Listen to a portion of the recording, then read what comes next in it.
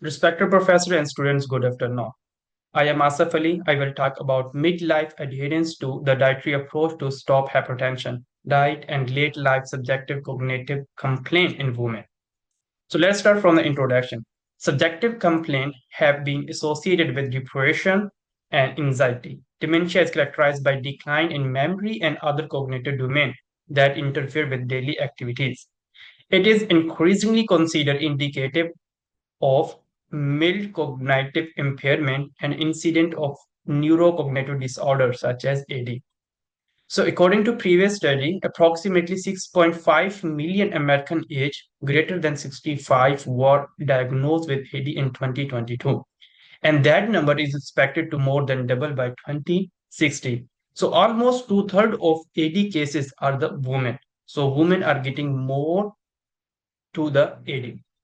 So there are a lot of risk factors involved in the AD, but the major one like the health condition, including obesity, hypertension, and diabetes during midlife contribute to risk of late life cognitive impairment. And diet is a modifiable risk factor that may help protect brain health.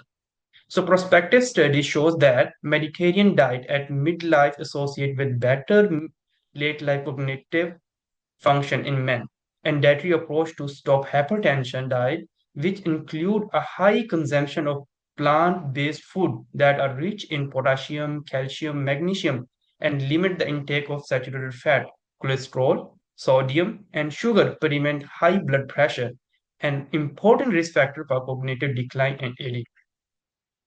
The aim of this study was to assess the association between the DASH diet score measured in midlife and SSC reported later in life in the New York University Women Health Study, a prospective cohort study with greater than 30 years of follow-up. Like the major purpose was to check whether the DASH diet has any association with subjective cognitive complaint. To make sure this study was conducted. And the design of this study was so interesting, like 14,274 women were included in this study, and the age was from 35 to 65. And this study was started in 1985 to 1991 from the New York University Women Health Study, NYUWHS. At the enrollment, each woman was asked to complete a questionnaire about the demographics, physical activities, reproductive history, cancer history, and medication used in the previous 4 weeks. And also the participants were follow up using questionnaire by sending them the email every 3 to 5 years. And the participants who did not return their question were conducted by the phone. And the follow up questionnaires ask about health event and update information on the lifestyle. And for this study, women were ineligible for the enrollment if they had used hormonal medication or had been pregnant in the previous 6 months. And also, as the cohort grow older, include two most recent questionnaire in 2018 and at the end of study, and the question on subjective cognitive complaint adopted from other coherent questionnaires. Like as the questionnaires get old, so the new questionnaires come and they use the same questionnaires board but with some modifications. The most recent follow-up of NYU WHS began on October 2020. And also the 7,795 participants were still alive, of whom 1216 had previously withdrawn from the active follow-up and were therefore not contracted. Of the 365 remaining women, 5,116 women have completed at least one of the SSC survey, while remaining 3,690 completed both SSC survey. So this study procedure were approved by the Institutional Review Board of NYU School of Medicine. So assessment of dietary intake. As I discussed before about the DASH score, so So the DASH score constructed using the FFQ, frequently asked questions, data according to the published guideline with 8 food components. Like the food components was divided in 8 categories, and each category was given are different numbers. Like we can see in dash component, the first category was red and processed meat, and in second category it come like the sodium, third category sweets, fruits and fruit juice, and also vegetables, legumes, low fat dairy and also the grain. So the whole food which is included in daily life was separated in different components, and each component was given a specific number. Like each food component was classified into quintiles, with higher quintiles representing the greater consumptions. So greater consumptions. So from here we can see the red meat, sodium and sweet, like the first three components of DASH diet, are considered indicative of low adherence to DASH diet. Like as we see in this slide, like the first three component, so they are not more belong to dash diet. If we talk about the dash diet, mostly the first three component are not considered to the dash diet. It's mean they have weak point. So therefore the highest quintiles were assigned the lowest score. For example, the top quintile was assigned 1 point, while the bottom quintiles was assigned 5 points. Like the high quintile points, it's mean it is more adherence to dash diet, and less quintile point, it means it is less adherence to dash diet. So in contrast, high intake of fruits, vegetables, legumes and nuts, low fat dairy and grains are indicative of greater adherence to dash diet, and highest quintile was given the highest score 5. So it shows that the fruits, vegetables, legumes and nuts are more belong to the dash diet. It's mean it is healthy diet, and the other red meat, sodium and sweets are less adherence to dash diet, and it's bad food.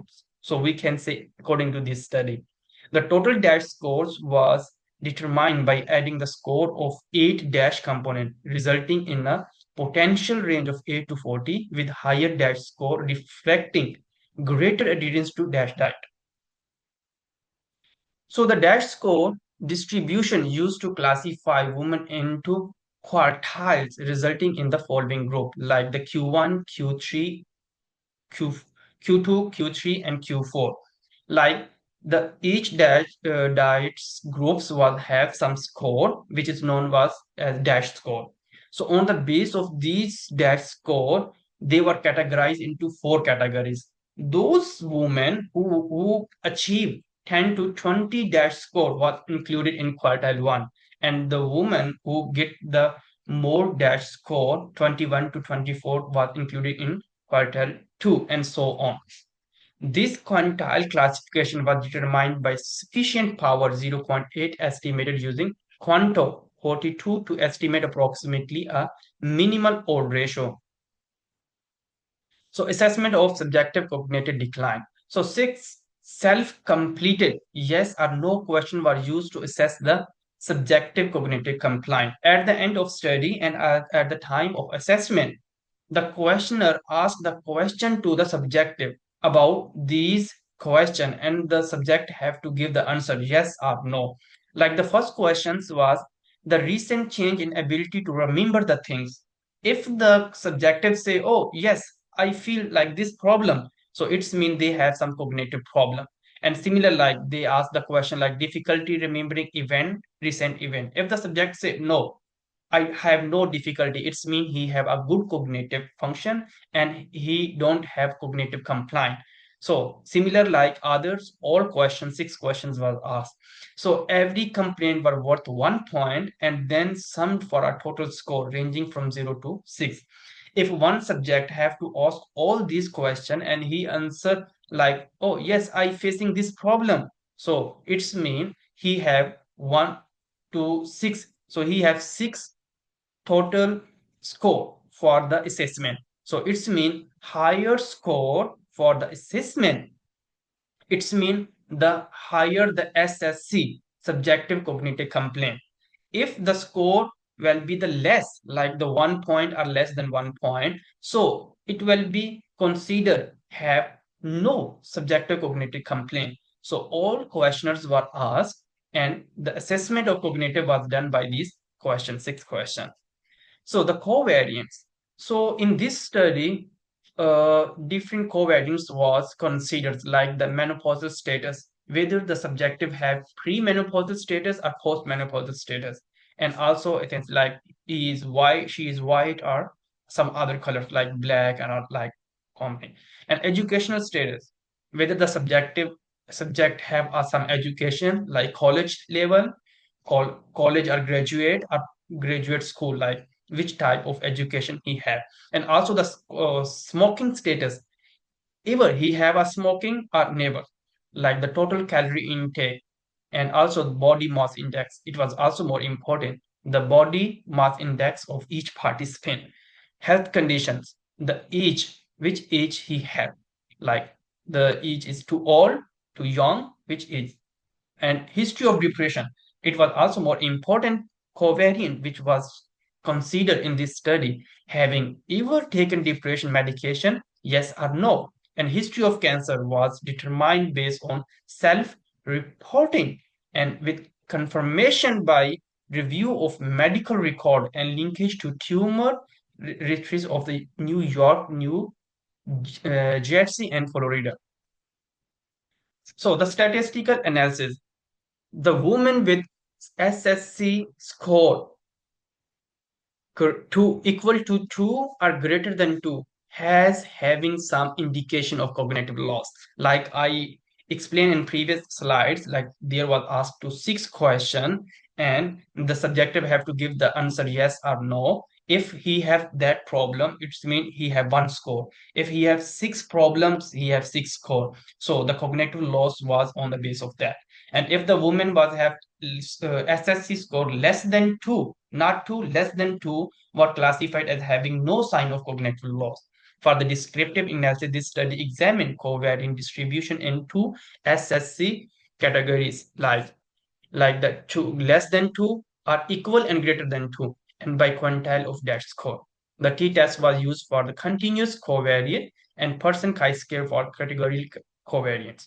To evaluate the relation between the DASH diet and SSC, this study conducted unconditional logistic regression and estimated odds for having subjective cognitive complaint, comparing higher 3 quintile of DASH score with the bottom quartiles. So, and further to examine linear trend across quartiles, first adjusted for age at the time of SSC and other baseline potential confounders. And also the make check for the model 1. Adjustment for the menopausal status, race, education, and attainment, smoking status, BMI, and total caloric intake. And in model 2, adjustment for the history of cancer and use of depression medication.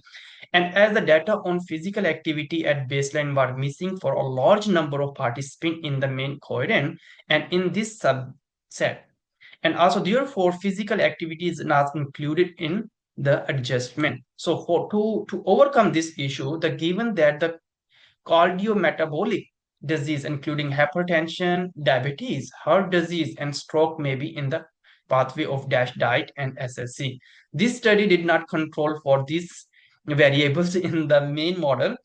For the 8 DASH component, conducted an additional model that adjusts for the variable in model 2 and all other dash component simultaneously model 3 to test the independent association each component and SSC.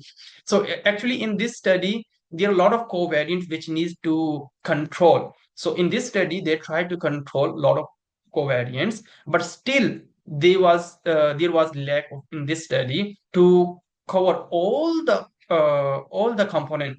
So to control this one, they also make the models like model 1, model 2, and also the model 3. On the basis of adjustment, they try to check the dash diet score as the SSC. The main point they want to check, is there any relation or any association. So now it's time of results. So we can see in baseline, uh, So the results. So here we can see the table first baseline characteristic. The overall age of participant was 46.31, and these whole participants were divided in two groups: those who was not have the cognitive issue and those who was have cognitive complaint. So we can see there is a significant difference between them for the age. Like those participants who was have a cognitive complaint, they was older. And also we can see the education was another factor which was noted at the time of baseline characteristic. So there is a significant difference between the both group, like those people who was less educated was have the cognitive complaint, and those people who was those people who was good educated and like the graduate school participant, they was included in a non-cognitive group, complaint group. So it indicating like the people who have less education, they also associate with the cognitive complaint. And also we can see in a smoking category, so also there was a significant, the participant who was have a smoking was significantly higher in the cognitive complaint group.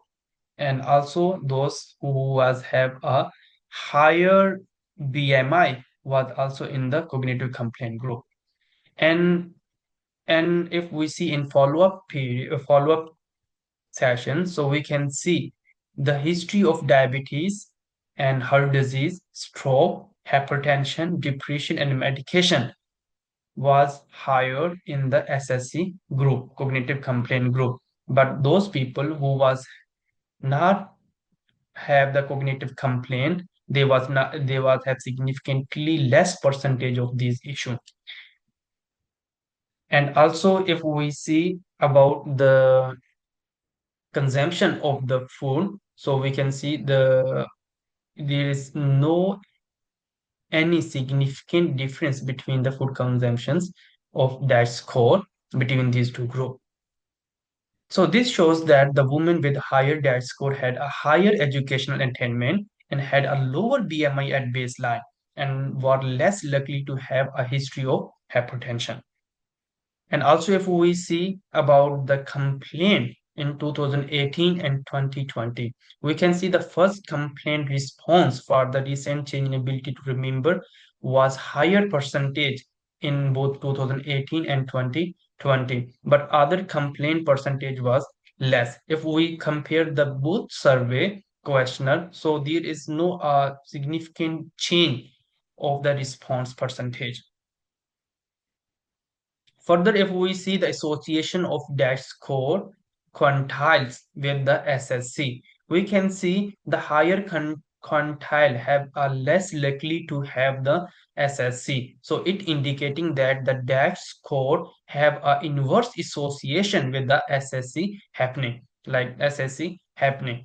And also if we see in the model 1 and model 2, by adjusting both model, still that score show a inverse association with the SSC happening. Like the high DAX score have less chances of SSC, but the lower DAX quantile have the more association with the SSC. And also if we see in the component of the dash score, the sweet component, it also show a significant association with SSC, but this association in the case of sweet is a direct association, like the higher consumption of sweet associated with the SSC happening. But when it check in the model 3 adjustment, so it shows that maybe there is a not a direct association of sweet, but have some other component to be associated. But if we see in other components, so there is no any significant association between the SSC happening. And also in this component, whole grain, there is no significant association. But if we see in stratified analysis of dash score adherence, like the different covariant, different variant have uh, association with that score and the SSC happening. So here it is clear, like the white and African women, if we see, so it shows that the African women have a strong association with that score for the adherence to SSC as compared to white. And also similar like the history of cancer is also shows that the participant having the history of cancer has strong association with the DASH score for adherence to the SSC. And if we see the association of dash score and its component with sum of two SSC score in a linear regression model, so here we can see that the dash score have an inverse association with the SSC happening. And another and if we see in component, this only the fruit have a significant association. Fruit consumptions have a significant association with the SSC happening, like inverse association. And also, if we see in another models like association between dash score adherence and SSC, in other models like the cognitive logistic regression, multiple imputational models, IPW model, MI and IPW models, we can see they all shows a significant association or inverse association of dash score with the SSC happening. So it's clear, like we can see in Q4 have a less association to the SSC happening. So it show higher dash score. It's mean the lower SSC happening in this study. And if we so so here is discussion part. So adherence to dash diet in midlife was associated with 20% lower odds of having SSC greater than 2 and 2. It's mean the cognitive decline in later life and after adjusting for the potential confounder. And if we see some other study like US study of 6,425 postpartum women aged greater than 65 to 79 years, the highest quantile of dash diet adherence was associated with 28% lower risk of MCI after 9.11 year of follow-up. In another US study of 3,580 men and women, the age greater than 65 year of age, the highest quantile of dash diet score was associated with better average cognitions, but not with the cognitive decline after 10.6 year of follow-up. And classifying the SSC score is also have into non-moderate and severe. Like the NIC reported that the old of moderate and severe subject cognitive decline was 24% and 39% lower for participant in top compared to the bottom quintile of that score respectively. These study results were are consistent with those of NHS. And also, this study population is more diverse than the NHS study, and 18.6% of this study participants are non-white, while in the NH study, 97.9% were white. But still, their both study results shows that the high dash score associated with less happening the cognitive complaint. And another point, like this study shows the association between dash score and SSC was stronger among the black women. But the in NH study, there was high percentage of white women, not included the black women. One study reported a strong protective effect of Mediterranean diet on cognitive outcome in black compared to white. And also the participant in this study were younger at the diet assessment in this study. So the duration of this study was too long, 30 years compared to the NHS. So limitation, so dietary intake was self-reported because all the participants were included, and all participants was have to give them a email and they have response, oh, what they are eating and what their diet and what their habit plan. So it is not set by the study, it is from the participants, and only assess dietary intake at baseline in this study. However, the questionnaire has been shown to have adequate temporal reproducibility. The time difference between the two SSC systems were really short, like we see in 2018 and 2019. But the complaint percentage of participant of each complaint was similar in the both questionnaires. So the it should be a more higher. And this study cannot exclude some potential selection bias due to that non-response and loss to follow-up.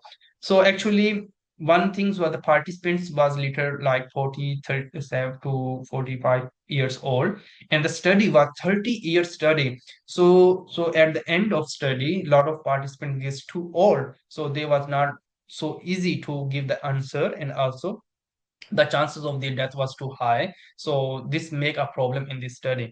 And also the individual who did not complete the follow-up questionnaires that include questions on SSC might be more likely to have died or have had health condition, and including dementia, cognitive difficulties which are related to poor diet. The resulting differential bias would be expected to the null hypothesis. And certain unmeasured confounders, such as the some other lifestyle factor like behavior, social cognitive engagement, sleep, alcohol, substance use, and physical activity that were not accounted for in this study. And this study also not have information on family history of dementia or other neurodegenerative disease. So the family remember a member or close relative of participants who was not able to fill up the questionnaires, so they was have given some help to us to fill out an abbreviated questionnaires that did not include questions in this SSC. And also, so these all things make some can be some disturbance in the study, but future study are needed to elucidate the interplay among personality traits, diet, and risk of cognitive impairment. So the conclusion for this study, so the higher level of adherence to DASH diet in midlife was associated with lower SSC later in life and among women, suggesting that improvement in dietary quality during midlife, especially the diet related to hypertension and cardiovascular profile, may have a role in maintaining an optional subjective cognitive functions among women. Thank you for your listening.